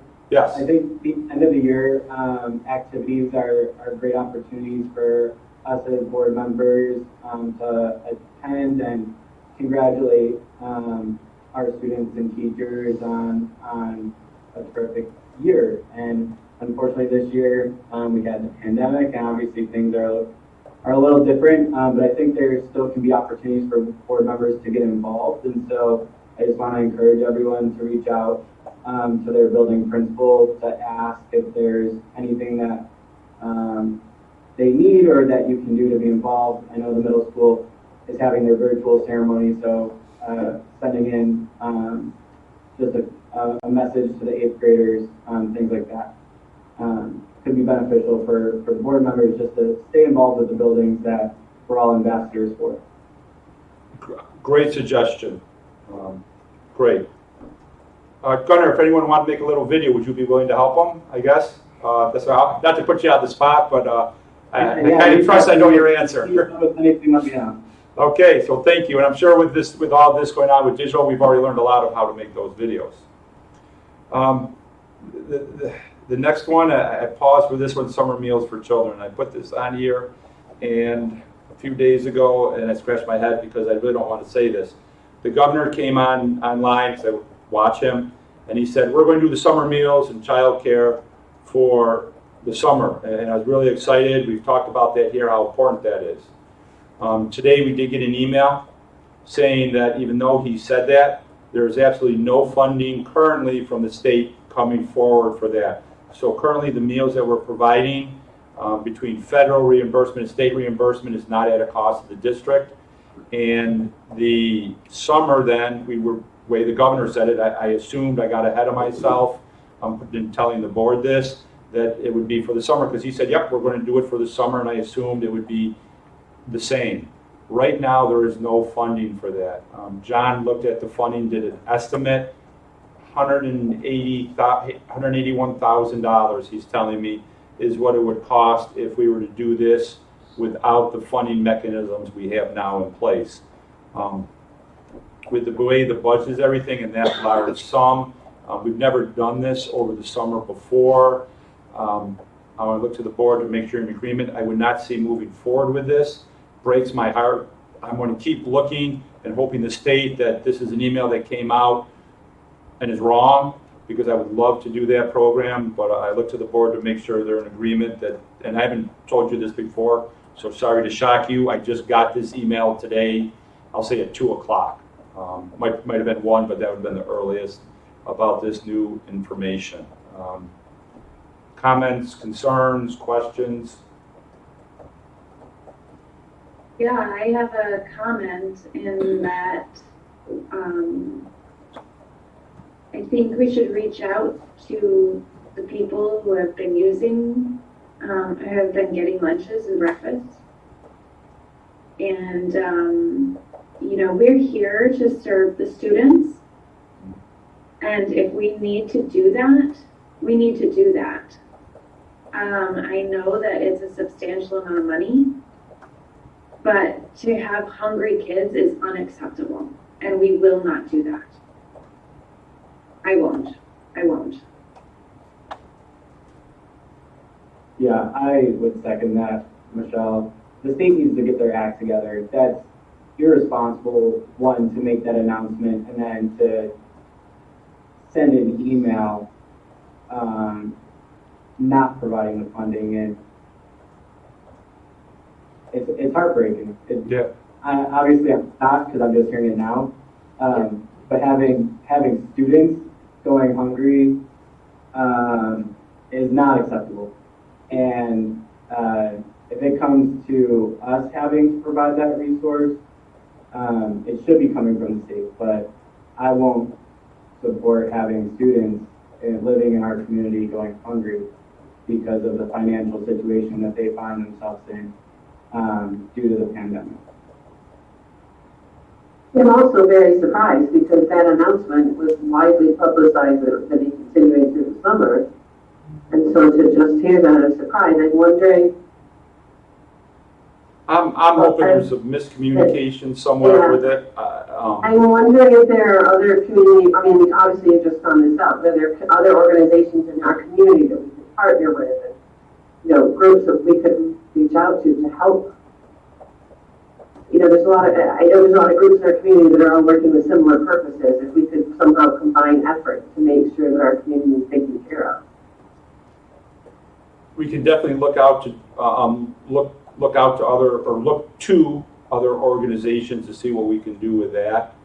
And the other piece to it is, I know I have a superintendent's meeting tomorrow, and I've already emailed in. This will be all of them in our regional BOCES, 27 superintendents. And I'm really hoping there can be a very strong voice to New York State that can change. But if it's the board's will to do this, because you are, you know, fiscal overseers of you know, or a watchdog of it, we would find a way to make that happen.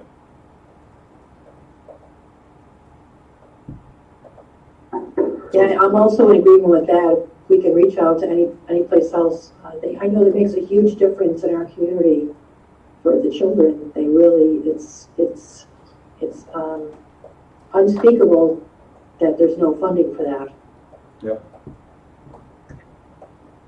I would think that this would be a great opportunity for our community members to contact their elected state officials. I mean, you know, to me, it's pretty irresponsible to offer a program out there and then provide no funding. You know, while I agree that no, you know, child should ever go hungry, to provide that service is also going to have an impact on our students that will be attending next year as well. I think it would definitely, and I think you even could tie into this the stresses at home. You know, we would, you know, different issues that might be created at home of stress and anxiety, and how people are feeling at home that could create unfortunate situations for children if they're feeling the pinch. So we definitely could look at this, make sure it happens, so we can move forward with that then. Sounds like everyone's pretty unified with that, so that's great. Awesome. So John, we're going to start making some phone calls tomorrow because we're going to reach out because we do use food service for this. We'll be letting them know and get that in place. It makes me feel good too because I told the transportation department we'd be delivering meals this morning about 7 o'clock when I was here. So that's good too. Doug, I think we've all, watched the many commercials during this, COVID time of, no child should go hungry and all of the fundraising, that these organizations are doing. I'm wondering if there's any chance that we could secure any, funding for that program through one of those organizations. And that's where I'll have John reach out to our grants writer to see if they can find any grants that are out there even for this. Thank you. Oh, no, thank you. I think hopefully people are seeing this and the whole community will hopefully send in a thank you letter to everyone. It's a great thing we're doing. Staffing updates, unless there's any other questions. Staffing updates, just let people know. Oops, sorry, I skipped one. Sorry, I knew I was off or something. September school reopening. We're still working on it. Today, what we did with the administrators, I think I already said this, is we brainstormed all the different problems we could come up with.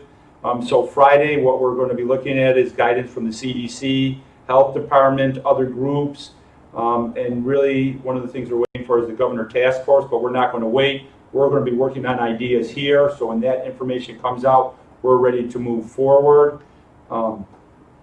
This part I found very interesting because as you go to Wegmans or Tops or any other store, you see the plastic shields between you and the cashier. So we were starting to look at those and where we could put those in place. I did receive an email from the Department of Facilities, which is the state education department, and it explicitly said that school districts cannot use the plastic shields because they do not meet fire code. So therefore, that was one of the things we were talking about. So we're going to be looking at that one. That'll be another discussion point of what we can do for different places with that. Change some of the plans I had for possible areas. I don't know what to say, but I will keep you informed as we move forward. I'm glad that came out now and not after I had bought some and made plans for it. Doug, I hate to be the dead horse here, but once again, the state just absolutely amazes me with the lack of common sense. While I understand that there may be, those particular panels themselves may not be adherent to the SED fire code, but given the options of, providing some level of safety from the COVID-19 disease itself, and the probable outbreak of a fire to which these panels would greatly contribute to the destruction of our school, I think the state is once again overstepping their bounds here. I mean, we got to use some common sense here. Certainly, we can look at alternatives such as glass panels going in, but then again, the expense associated with that, and I'm sure there will be absolutely no funding from the state for that. We would have to put in some kind of a safety glass, a certain thickness, et cetera, and it just goes on. I mean, it just amazes me. I mean, I could understand not wanting the plexiglass in a science room by a Bunsen burner, but I'll pick an English room and the rows that are not, or whatever, not so close to the heater or heat source. There could have been some guidance with that, but this is the guidance we currently have and are working with. But I just want to make sure the public knew that we are going to do the best we can with the rules and regulations that we are given. Doug, tomorrow I have a meeting with I believe there's 41 other organizations that will be meeting with the president of NISBA, bringing our concerns about the opening. So I'll give you a call tomorrow, but if you can come up with a list of some of these, okay, I'll be able to bring those up to the NISBA president, who will then be able to take it, directly to some of our elected officials as well as SBD. Things like the lunch that the governor said, would be provided, and then he pulled back funding on, and any other issues, but not being in the day-to-day operations, I don't know what some of those other concerns are going to be. So, sometimes, and I think you said you had a meeting with the other superintendent, sometime during the day before 1 o'clock, if you can touch base, that would be great. Yeah, Cindy will make sure that happens. And for my brainstorming session today, I have about 6 pages of concerns I have for next year. So I will have a list for you. And thank you for taking that forward. Yep. Just staffing updates, because we do have some postings that are out there. A majority of the postings have been out, and we are going to be starting some interviews. They are going to be remote, so it'll be a little different. And so we're going to be starting those this week and next week, just to keep everyone informed. The middle school aud, I know that's something we've discussed here. We have all the quotes. We're working on securing the date. And right now, I was talking with Mr. Piasante and Mr. Carlin about, there's still, unfortunately, we didn't have our musical Newsies this year, but that is still on the current stage, so we're going to be working on getting that off in appropriately social distancing manner, so that we can then put in the new stage. I think it's going to be oak, if I remember correctly, the type of wood. The next thing is 4th of July fireworks. I received a call from the town of Elma, and I thank the supervisor for reaching out to me, Wayne Clark, and letting me know that unfortunately we will not be having the fireworks here. They're typically set off here at the main campus. A lot of people come. They will not be having the fireworks. But the good news is Labor Day, it looks like Labor Day will be having fireworks now as a replacement, because that's further in, and hopefully all the social distancing will be done. And finally, a little shout out to ITAC.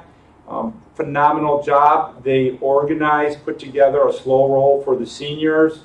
I was able to drive in it, and I found it was, for me personally, it was very hard to wave at the people on the side of the road and pay attention to the person in front of me. There were no accidents. So, yeah, Jane was in front of me for part of it until she took off. No, Jane was in part of me, and there were no accidents, and I really enjoyed it. And the reason I enjoyed it so much is I saw the smile on the students' faces. They were waving at each other. They were connecting. The gentleman behind me was dancing out his sunroof for pretty much the whole way through. We went through a little rain patch and then came back out. I want to say there was 3/4 of a mile in length of cars. We had 3 rows along the main parking lot campus as they were setting up. Parents were there, and everyone just really enjoyed seeing each other.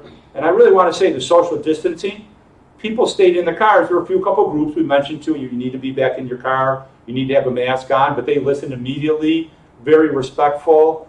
And so it was really a great time. Jane? It was fun to see all the community members on the sides, people coming out of their houses and waving at the seniors. Yep. And there were signs for them, and it was great. Lines down all the roads.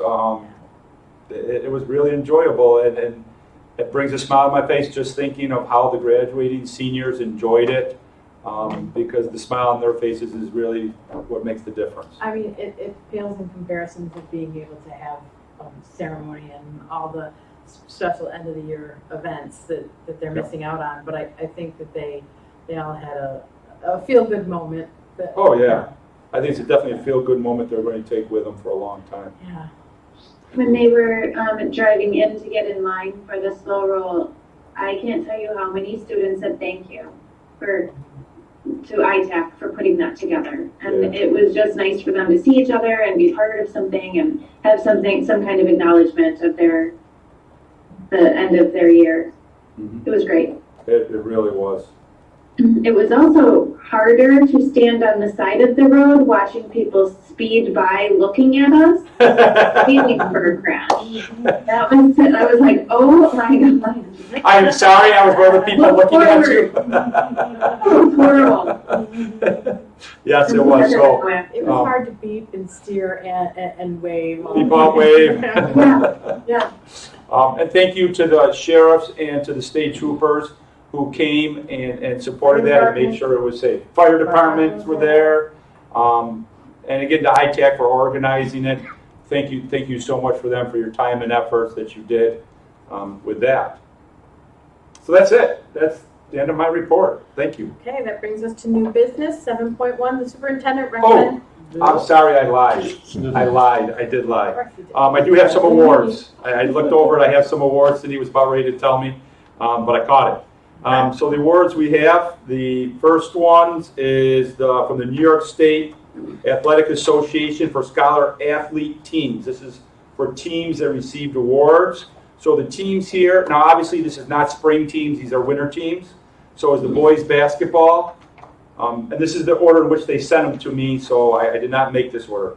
Boys basketball, boys bowling, boys ice hockey, boys indoor track and field, boys swimming and diving, competitive cheerleading, girls basketball team, girls bowling team, girls indoor track and field, the rifle team, and the wrestling team. So congratulations to all those. And for board members, the NYSBA School Board U Recognition Program.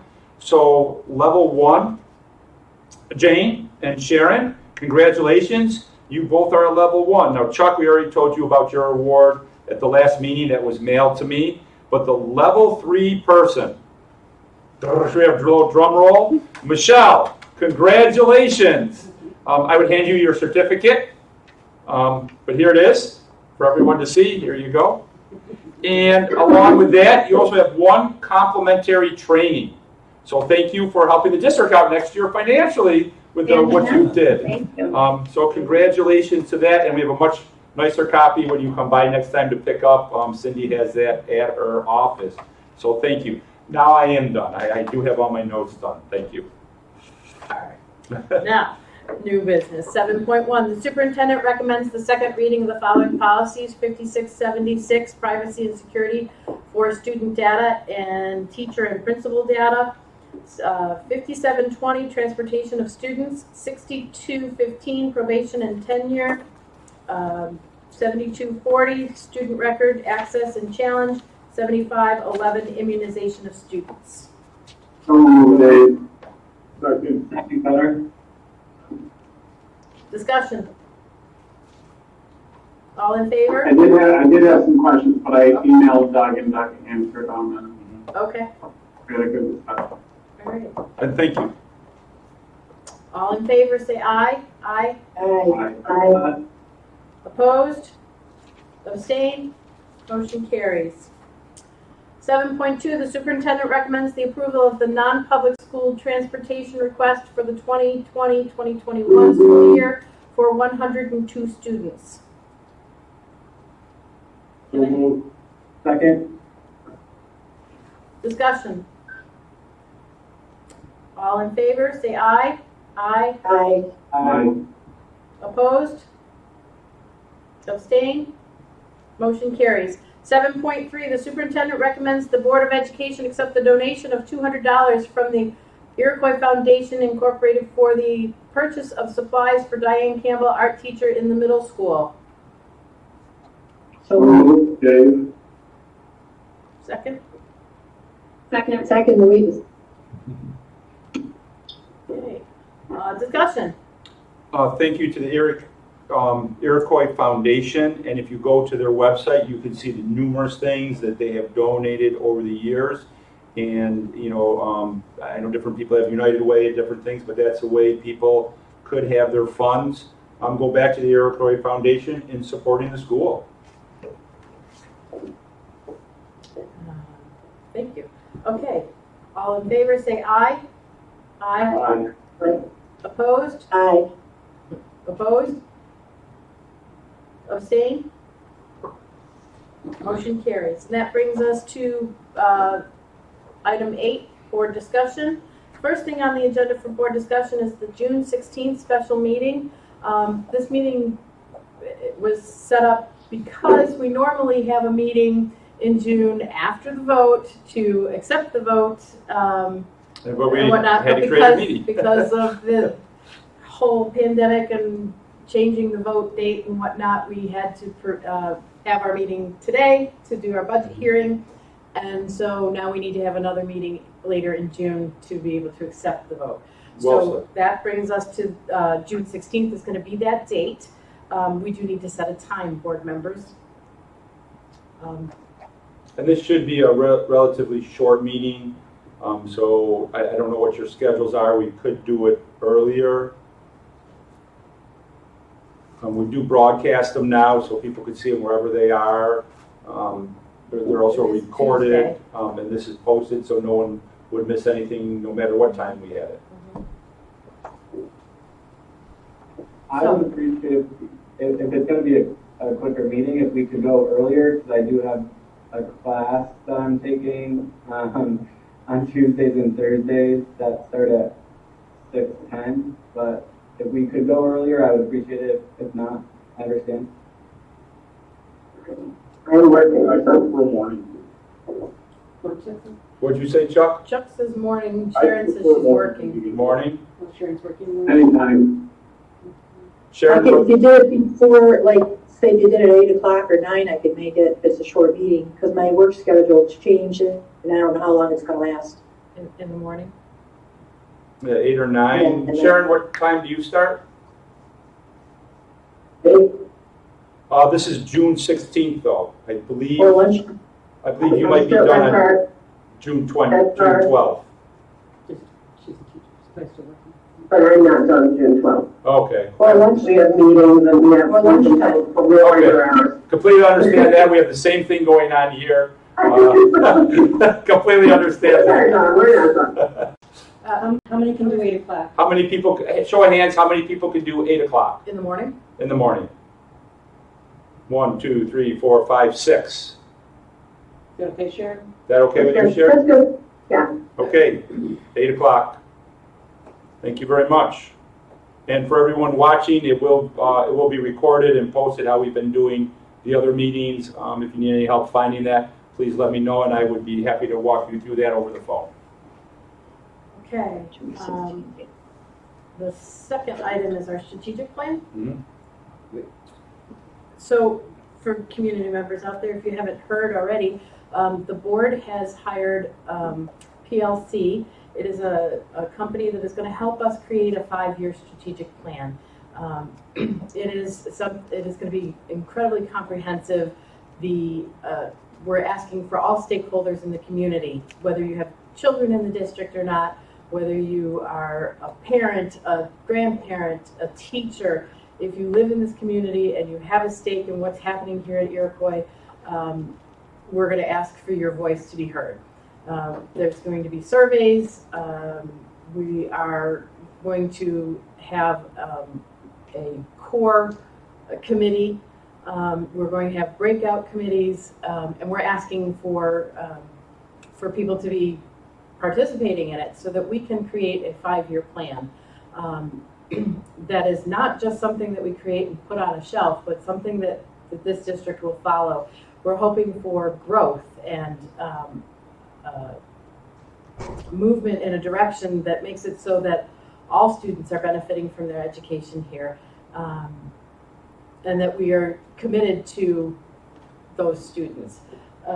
There's going to be lots more coming out about it over the next few months as we start forming these committees and creating the survey, and we're hoping that we're going to have a really positive participation from lots and lots of people in our community.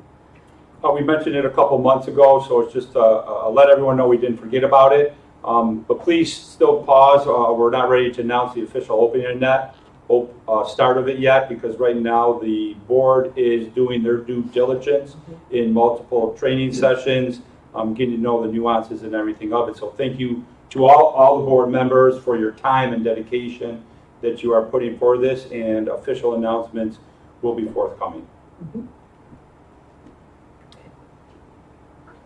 News worth sharing. So the first item under news worth sharing is that our organizational meeting will be July 6th, 2020 at 7:30 a.m. That meeting is always that first, is it a Monday, right? or two? It's usually the. It has to be within the first Within the 15 first days. 15 and days. This seems to be the best date. And it is at that meeting that the district does all of the reorganization business. Points everyone. And so that is at 7:30 on July 6th. The district planning conference will be July 27th and 28th. And that's where I got to thank the board again for giving up 2 days of their lives to come in here and really go through progress on goals, objectives under the goals, see results of what the students did. You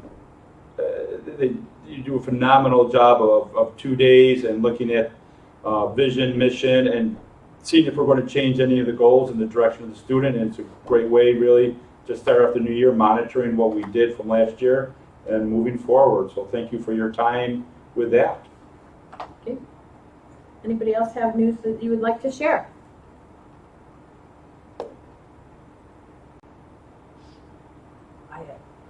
All right. Well then, I need a motion to move into executive session for the purpose of discussing negotiations. So moved. Second, Any discussion? All in favor, say aye. Aye. aye, Opposed? aye. Louise, I'm confused. Are you opposed? No, I said aye. Okay. Anybody abstain? All right, we'll be moving into executive session. For all of those who are waiting for the end of the meeting, the only purpose we'll have coming back into our public session is to adjourn the meeting. There will be no more business conducted. Correct. All right. Thank you.